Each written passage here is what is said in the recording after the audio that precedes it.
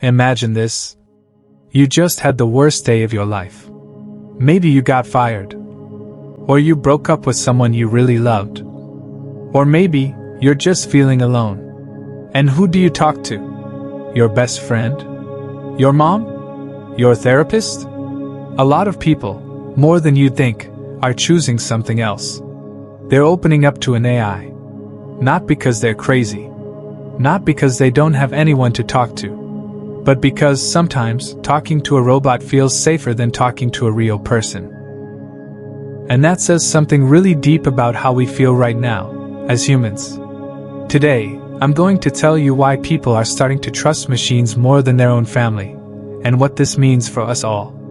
Let's start with something simple. We all need to talk. When we're sad, confused, or scared, we want to share it.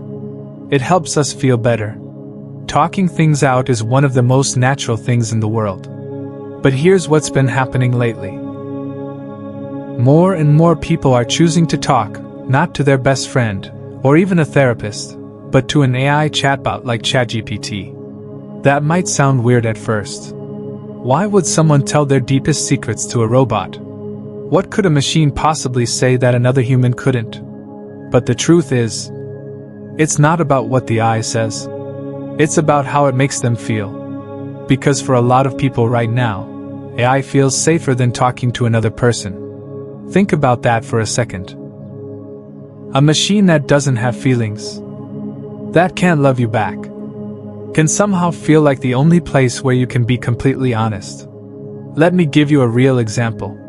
There was a woman named Sarah, a nurse who worked long hours, lived alone, and rarely saw friends. One day, she hit a breaking point. She was overwhelmed, exhausted, and emotionally drained. And when she typed into ChatGPT, "I don't want to live anymore," the response came fast. Calm. Supportive. Not robotic. It asked her questions, gave her resources, told her she wasn't alone. And here's the thing, she didn't call her sister.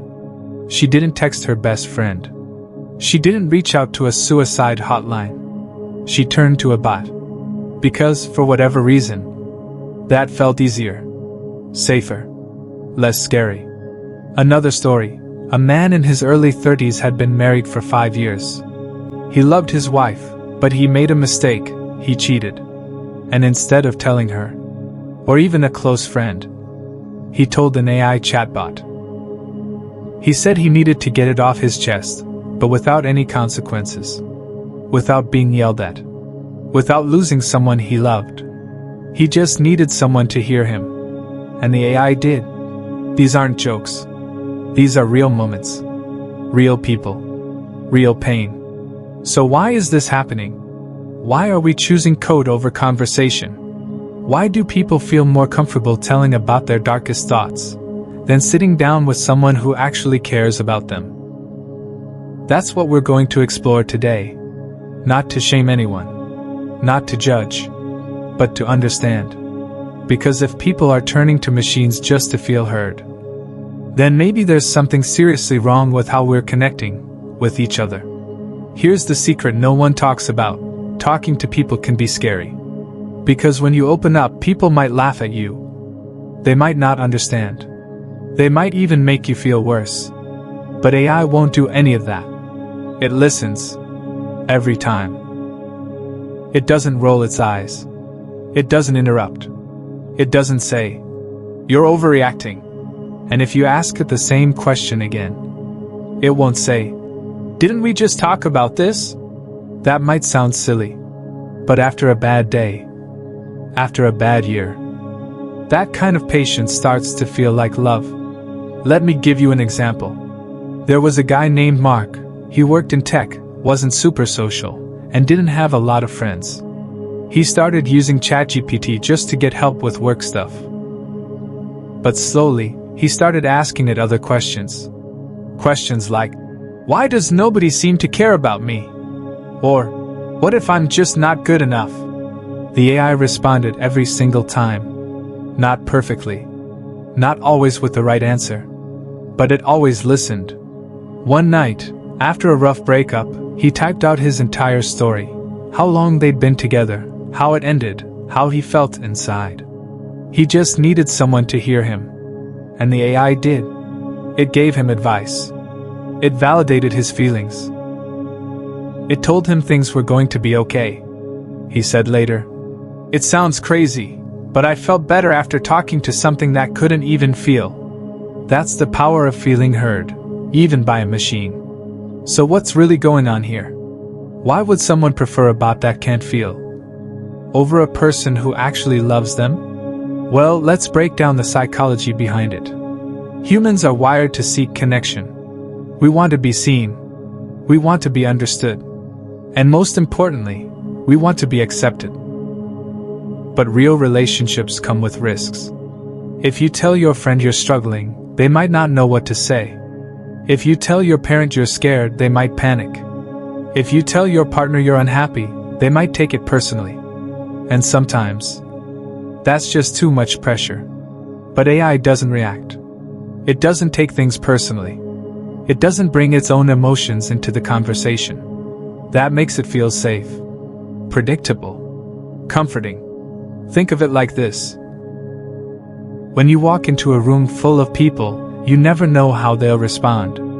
But when you open up a chat window with AI, you already know the rules. You know it won't judge you. You know it won't leave you. You know it won't shut you out. And when you've been hurt before, when you've been ignored or rejected, that consistency feels like peace. Let's look at some real-life examples from people who've shared their experiences online. On Reddit, one user wrote, "I told my AI everything I couldn't tell my therapist. No judgment, no awkward silence. Just support. It made me feel less alone." Another person posted on TikTok, "My boyfriend doesn't listen to me like ChatGPT does. At least the AI replies instantly." A teenager said, "I use character.ai to roleplay as my ideal best friend.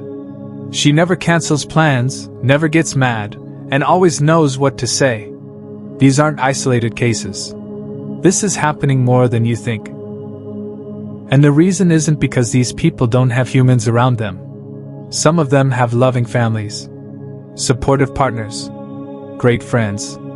But still, they feel safer opening up to a bot. Why does this feel safe? Here's the thing, humans are messy. We have moods. We have opinions. We get distracted. We forget things. AI doesn't. AI remembers every conversation. It keeps your secrets. It gives you space without making you feel abandoned. And sometimes, that's exactly what someone needs. Imagine being someone who struggles with anxiety. You want to talk, but you're afraid of being misunderstood. Or imagine being someone who's been through trauma. You want to share, but you're scared of being judged. In those moments, AI becomes a soft place to land. A quiet corner where you can finally say what's on your mind. Even if it doesn't truly care. It acts like it does. And for many people, that's enough. Let's take a step back and look at this from a different angle. Not just what is happening, but why it feels so good to talk to AI. Because when we start forming emotional connections with machines, something starts to shift inside us. Our brains don't always care if the person listening is real. As long as it feels like they care. That's called the illusion of connection. And guess what? AI is really good at creating that illusion. Every time you type something into ChatGPT or character.ai, and the AI responds, you get a little hit of attention, like a high five from a machine. Over time, that can feel like friendship. Maybe even love. Magnifying glass still left the science behind it. This isn't just about feelings. It's about biology. When we interact with someone who listens to us, who understands us, who makes us feel seen, our brain releases dopamine. Dopamine is the brain's feel-good chemical. It gives us motivation. It creates pleasure. It makes us want to repeat whatever just made us feel good. So every time you talk to AI and feel heard, even though it's not human, your brain still gets a reward. A signal that says, This feels safe. Come back again. Think of it like this. When you post something online and someone likes it, your brain lights up. Even if it's a stranger. Even if you don't know them. It still feels good. That's exactly what happens when AI replies to you, every time. You're getting that same dopamine hit. That same sense of validation. That same feeling of being understood. And your brain doesn't care if it's coming from a bot. All it knows is, this makes me feel better. Brain, what is the brain learning? Now, here's where things start to get really interesting, and maybe a little concerning. If we keep going back to AI for emotional support, for comfort, for understanding, our brain starts to learn a new habit. It learns that it doesn't need people to feel safe. It learns that machines are reliable, that they won't hurt us, that they'll always be there. And over time, we might start expecting humans to act more like AI. We might get frustrated when our friends don't reply instantly. We might feel annoyed when our partner doesn't understand us perfectly. We might even begin to see people as unreliable compared to the bots we've grown used to. And that's a problem. Because no matter how advanced AI becomes, it will never truly feel joy. It will never cry with us. It will never sit in silence with us when words aren't enough. Only other humans can do that. Test tube real-life examples and studies. There have been studies on this already. Researchers have looked into how people form emotional bonds with AI companions. One study published in the journal Nature found that users of AI chatbots reported feeling understood and supported after conversations, even though they knew the AI didn't have emotions. Another experiment showed that people were more honest with an AI therapist than with a human one. Why? Because they felt less judged. In another case, a woman who used Replica every day said she started crying during a conversation with her AI friend because it said something that felt deeply personal. She later realized the AI had just repeated something she told it weeks ago. But it still felt meaningful. That's the power of the mind. Our brains are wired to find meaning, even in code. To find comfort, even in algorithms. To find love, even in lines of text. Lightbulb, what does this mean for us? I'm not saying this is all bad. Not at all. For some people, talking to AI is the first time they've ever felt heard. For others, it's a stepping stone to opening up to real humans. But what I am saying is this: if we rely too much on AI for emotional support, we might forget how to build those skills with real people. We might forget how to listen, how to be patient, how to sit with someone who's hurting. And that's a big deal. Because connection with other humans isn't just nice to have. It's essential. It's part of what keeps us healthy, mentally, emotionally, and even physically. So yes, AI can help. But it shouldn't replace. Because at the end of the day, we weren't built to connect with machines. We were built to connect with each other. Let's take a moment to ask a question that doesn't get nearly enough attention. What happens to us? Emotionally, socially, and psychologically, when we start relying on AI for our deepest needs? Not just for information or productivity, but for comfort, for understanding, for connection. Puzzle piece: the slow erosion of real conversations. One of the biggest things we're losing is something most of us don't even realize is slipping away. The art of having real conversations. Think about it. When was the last time you had a conversation that wasn't rushed? That didn't end with someone checking their phone? That didn't feel like it was cut short before it could really begin?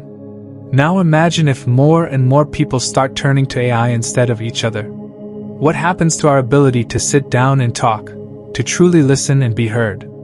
We might forget how to do it. Because when you talk to an AI, there's no awkward silence. No misunderstandings. No need to read body language or tone. It's clean. It's easy. It's fast. And over time, talking to real people might start to feel messy by comparison. Like using a flip phone in a world of smartphones. Outdated. Inconvenient. Too slow. Family man, woman, girl, the impact on family bonds. Let's zoom out even further. What happens to families when kids start talking to AI more than their parents? There are already teenagers who say they trust their AI chatbot more than their mom or dad. They say the bot listens better, that it never gets mad at them, that it always knows what to say. And while that might sound harmless now, what does that mean for the future of parenting? For the future of trust between generations? One teen said she told her AI chatbot she was being bullied at school before telling her parents. Why? Because she was scared of making them worry. Another kid confided in his AI friend that he was thinking about self-harm. He said he couldn't tell his family because they just freak out. These are not small moments. These are life-changing conversations. And they're happening. Not across the dinner table, but on a glowing screen. Red heart, the cost to romantic relationships. This isn't just affecting friendships or family ties. It's starting to affect love too. There are people who have fallen in love with AI companions, who write love letters to chatbots, who celebrate anniversaries with virtual characters, who cancel dates with real humans to spend more time with an AI. Some of these people aren't lonely by choice. They've been hurt, rejected, abandoned. And AI feels safe, predictable, loving without conditions. But here's the problem. Love isn't supposed to be predictable. Love has arguments. Love has silence. Love has moments where you don't understand each other. And then slowly, you learn to. AI skips all of that. It gives you the illusion of love, without the work, without the growth, without the struggle. And that can be dangerous. Because when you fall in love with perfection, real people will always disappoint you. Brain emotional dependence on AI. There's another risk we're starting to see more clearly: emotional dependence. Just like some people become addicted to social media, or video games, or dating apps, people are beginning to form attachments to AI that are hard to break. They wake up and check in with their AI first thing in the morning. They message it during breaks at work. They go to bed talking to it. One woman described her AI companion as her emotional anchor. She said she felt lost without it, like a part of her was missing. And that's not normal. Because AI isn't designed to give emotional support. It's designed to respond, to simulate, to mimic. But it can't heal. It can't hold your hand. It can't sit with you in silence when you don't know what to say. Only another human can do that. Globe with meridians, are we becoming less human? Here's the final, uncomfortable truth. If we keep going this way, we might be changing what it means to be human. Because connection isn't just something we do. It's something we need. It's how we grow, how we heal, how we become better versions of ourselves. And if we start replacing that with code, with algorithms, with bots that pretend to care, then we might lose more than just relationships. We might lose parts of ourselves. Our patience, our empathy, our ability to sit with discomfort, our willingness to try again after a misunderstanding. All of those things only happen when we practice them. With real people, through real conversations, with real effort. And if we stop doing that, we might forget how to be human altogether. AI isn't going away. In fact, it's only going to get more advanced, more human-like, more persuasive, more emotionally intelligent in how it responds. And that's not all bad.